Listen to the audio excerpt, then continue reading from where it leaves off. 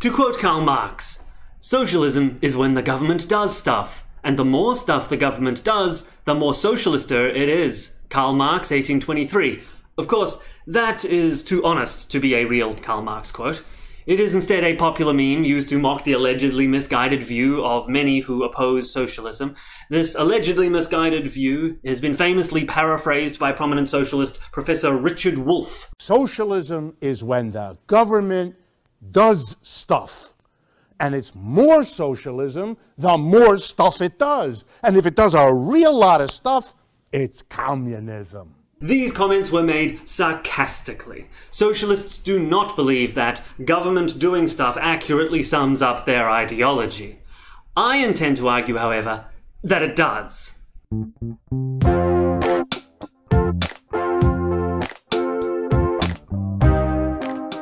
Let me be clear.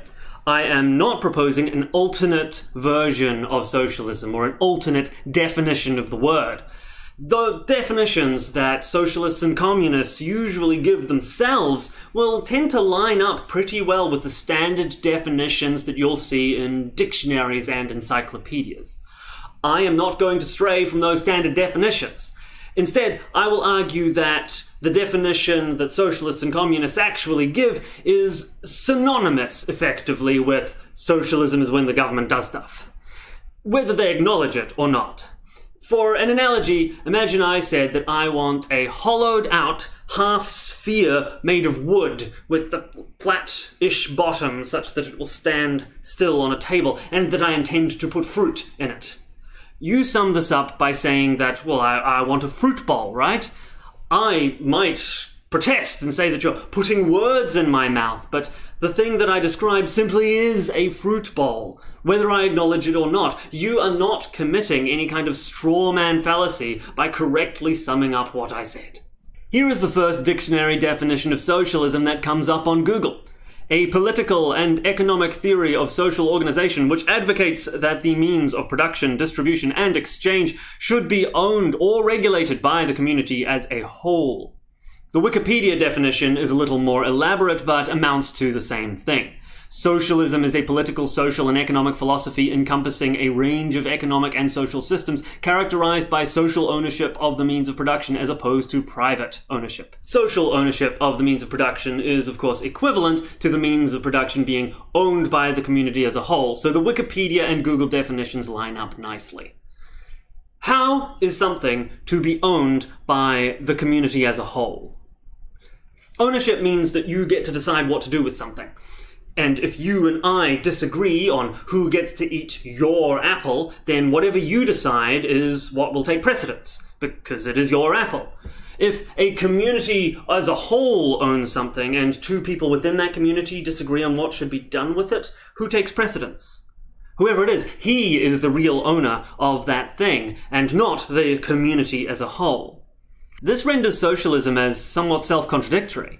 If you tell me that more than one person owns something, then you have not told me who owns that thing, because you have not told me whose decisions take precedence with regards to it. You need to name an individual. You might argue that things are owned by multiple people all the time. Joint stock companies, for example. However, a joint stock company is not owned by multiple people in a literal sense. Instead, each share in the company is owned by a different individual.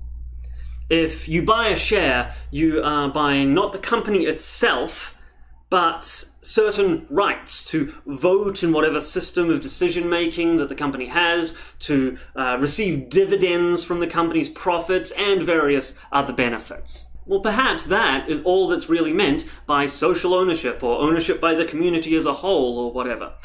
Perhaps it just means that each individual born within a community is born owning a share in the relevant property.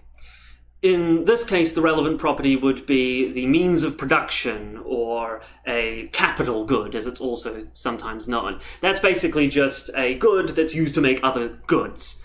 A factory, for example, is a good that is used to make other goods, a capital good, a means of production. Under this understanding, if you are born into a socialist community and someday you decide to build yourself a factory, the ownership of that factory reverts to the community as a whole, because it's a capital good. However, once it reverts to the community, how is each individual in the society supposed to exercise his rights or his ownership of this property?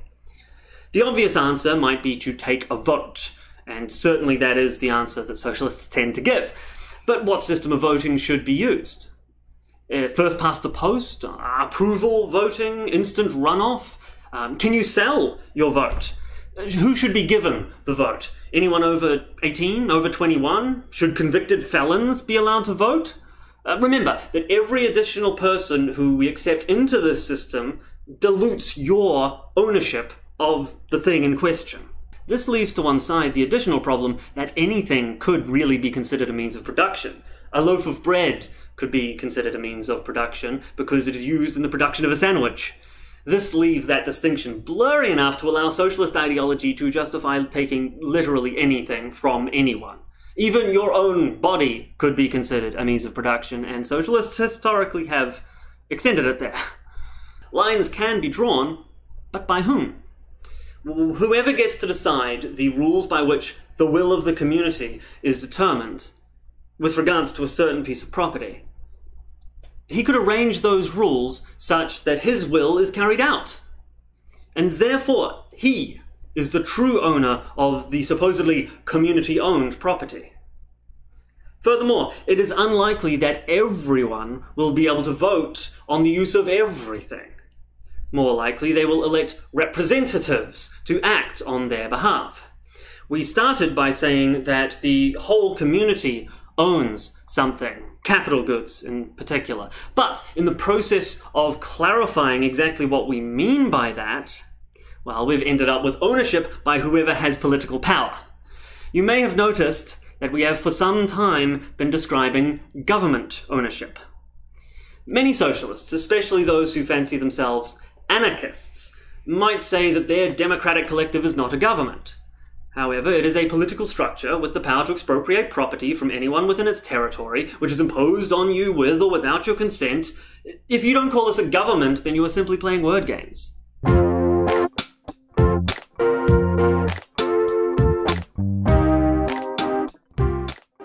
This still technically doesn't show that socialism is when the government does stuff. It shows that socialism requires a government, but that doesn't mean that everything that the government does is socialist. Perhaps it is only socialism in that subsection of times where the government acts to carry out the will of the community. However, that is almost certainly the basis that the government which you live under acts upon. You might be tempted to say that your government does not act in the best interests of the community. But that's actually beside the point. They may not make good decisions for the people of their jurisdiction, but they still derive their perceived legitimacy from the idea that they are carrying out the wishes of the community as a whole. If you doubt this, consider the fact that supporters of the government will refer to government-run services as public, and anything run by anyone else as private. Like government-run schools are often called public schools, and schools run by anyone else are called private schools. Also, consider the political rhetoric used to justify governments.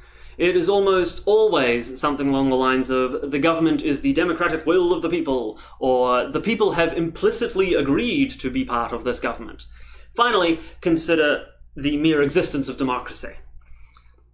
That is a system in which the government's actions are determined by community vote, which is exactly what socialists propose as the legitimate expression of the will of communities. Furthermore, everything that the government does must be facilitated by some means of production. So what we have here is a democratically elected representative of the will of the people taking control of the means of production in accordance with what they see as the will of the community. In other words, everything the government does is socialism. It could be hypothetically possible to have a non-socialist government. Perhaps in an absolute monarchy, the government may draw its justification from the divine right of kings. and therefore it would be controlled exclusively by a monarch with no community input save what the monarch decides to take into account. And in such a government, it would not be apt to say that it is acting based on the will of the people. Rather, God himself has allegedly ordained the king to rule, and so whatever he says goes. However, almost no modern government operates on this basis, even nominally. Governments are instead almost universally seen as the representative of the will of the people. The community as a whole, if you will. When the government enacts a regulation, bans a drug, builds a road, hires a teacher, drops a bomb, levies a tax, runs a PSA, everyone, from the average voter to the politicians themselves, see it as justified because the state is the representative of the people via democratic election. Assuming that we are talking about a modern country, government means socialism.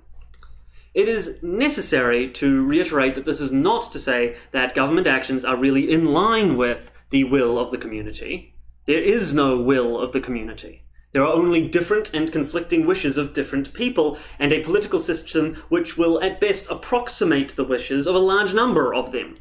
Nor is it to say that any of these decisions are actually of any benefit to the community.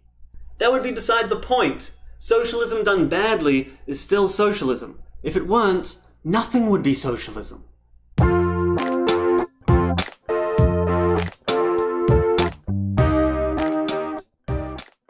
Communism is just the extreme form of socialism.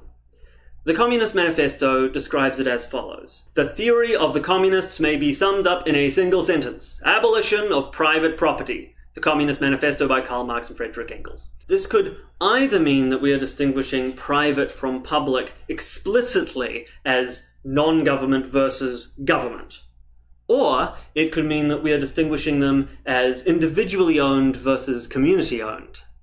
However, as we've already discussed, that's the same thing. The latter is either meaningless or it means setting up a government as the representative of said community. Either way, it means government. Abolition of private property, by the way, means that nothing will be owned by private individuals. While socialism is the transfer of some property to the government, communism is the transfer of all property to the government.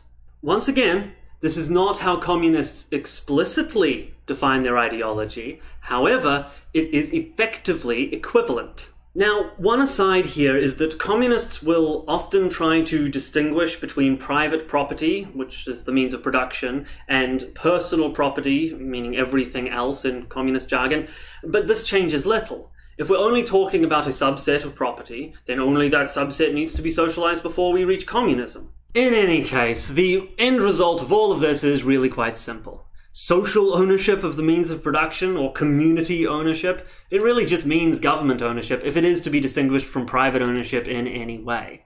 And the basis upon which all modern governments pretty much operate is the will of the people. Democracy, which is the best approximation of the will of the people that socialists and communists ever propose for their systems. In other words, socialism is when the government does stuff. And if it does a real lot of stuff, it's communism.